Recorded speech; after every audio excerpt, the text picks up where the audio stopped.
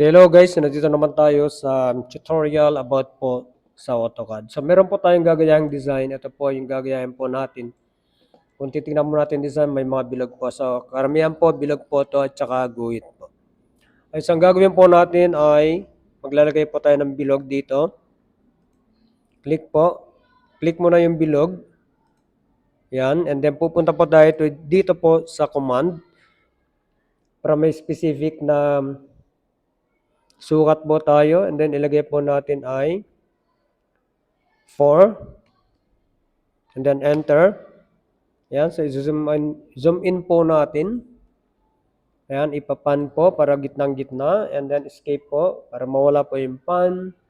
Nilagyan po natin ng line. So tapat lang po natin ito dito. Yung cursor, para makita po yung center. So pag nakita na po yung center, ito po yung pinaka-center, click po natin. And then connect po natin. Dudugtong po dito sa taas or pwede sa gilid or pwede ba sa baba. Pwede po dito. So, depende po kung anong design po yung gagawin kasi doon po ibabagay yung o kung saan po ilalagay yung linya po na gagamitin. So, click po natin dito sa endpoint. Pag na-click po, escape po. Tapos, i-click po natin to. Punta po sa array. Wag nyo pong, o kaya hanapin nyo po yung, kasi meron po yung array na polar kasi meron po rectangle at saka path array. So, solar o polar. Okay, so sa polar array po yung i-click and then dito po sa gitna ng line, click po natin para magkaroon po ng array po. So, yung items po ay 6 dahil 4 lang pong kailangan, click po natin yung 4. And then, enter. So, close na po natin yung array. So, tignan po ulit po natin yung design. Ito po yung design. So, kailangan po natin 1, 2, 3. Okay, tatlo dito, tatlo dito, tatlo dito. So, unahin po natin. Ito, circle po. Piliin po yung 2 point. Ilagay po dito sa gitna. And then, connect po dito. Ganun din ulit po ang gagawin dito sa kabila.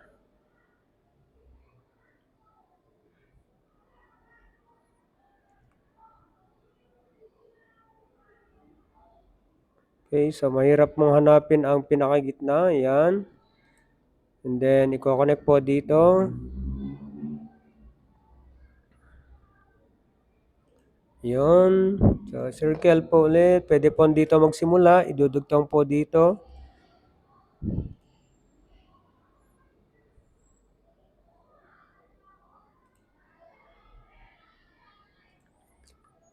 Okay, pag okay na po yun, para mabilis po yung process po natin,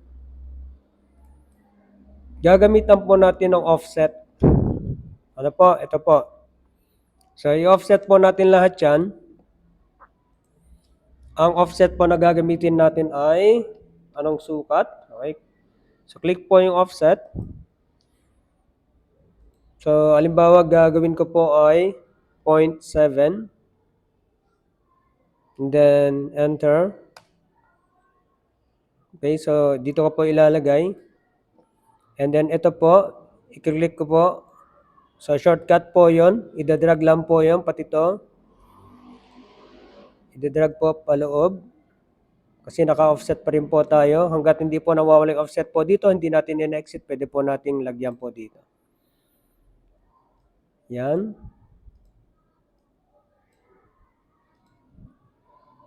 So, ito po yung bilog. And then, ayan po. So, ang gagawin po natin, yung design po, tingnan po natin, may linya po. Ayan. So, may linya po dito. Lalagyan po natin ng linya, ito. So, dito tayo magsisimula, intersect po natin dito. Then, escape, or pwede na rin po ayun po, dito na po natin diretso, sa kabila. Yan, and then dugtong po dito. And then, escape. Sunod po ay yung kabila naman.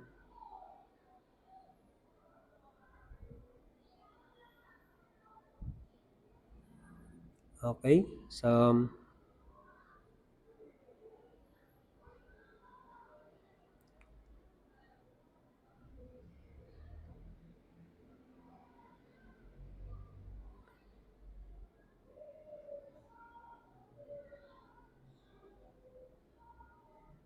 Okay, dito po muna tayo magsimula. Dito sa kabila. Ayan.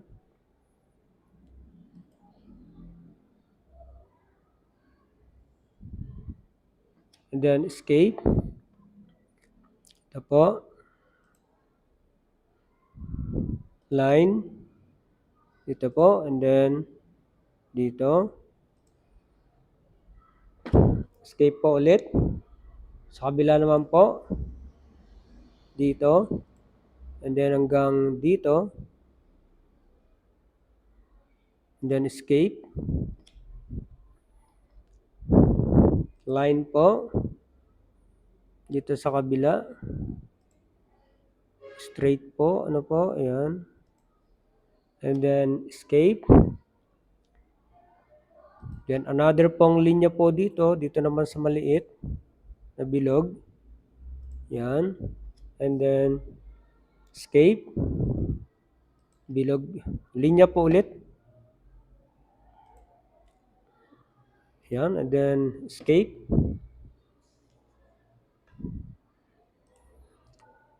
Dito po. And then escape. And another line. And then escape. So, paano po buburahin yung iba pong linya na di na po kailangan? Sa base po dito, sa design na to, ayan po, kailangan po ay ganito po yung maging itsura. So, buburahin po natin yung mga hindi kailangan. Pwede na po nating tanggalin itong array, Control X po para mawala. Saka po natin gagamitan ng trim. Dito po yung trim. Okay, tanggalin po ito, yung linyang to.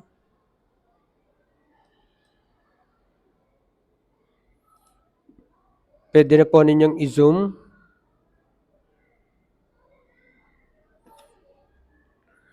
Balik po natin, tignan nga po ulit natin yung design. Ayun, so hindi pala tinatanggal yan. So ito lang po yung tatanggalin natin, mga ito. Pag hindi po makakita yung mga guhit o malabo po ang mata, pwede pong i-zoom. So ito po yung tatanggalin.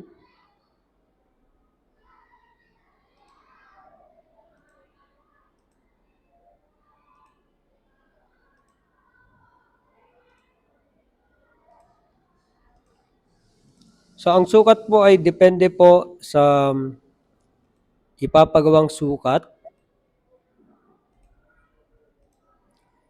So yung ginawa ko po ay tensyometer lang po yon. Para sa demo lang po, sa demonstration lang po.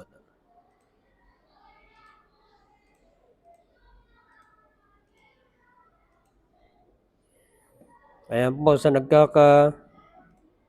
nagkakahugis na po. Ayun, may natanggal po. Undo po natin. May napasamang kailangan pero na-delete.